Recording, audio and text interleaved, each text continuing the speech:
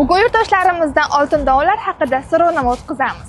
Assalomu alaykum, yaxshimisizlar? Oltin donlar haqida bilasizmi? Oltin donlari haqida bilasizmi? Men постоянно shuni ishlataman. Vau, 1 dan 10 gacha bo'lgan ball sistemasini necha ball bergan bo'lardingiz? Men 10 ball berardim. Vau. Chunki men bundan boshqa uni ishlatmayman. Buncha Postoyanno zo'r. shuni ishlataman, chunki bunga gap yo'q.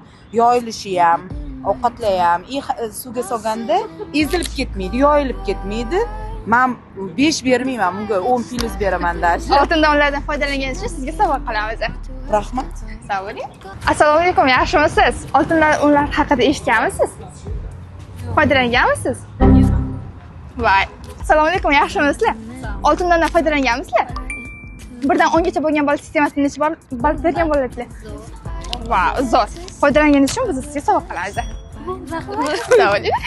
Assalomu alaykum, yaxshimisizlar? Oltin donlar haqida bilasizlarmi? Voy. Assalomu alaykum. Oltin donlar haqida bilasizmi, xolajon?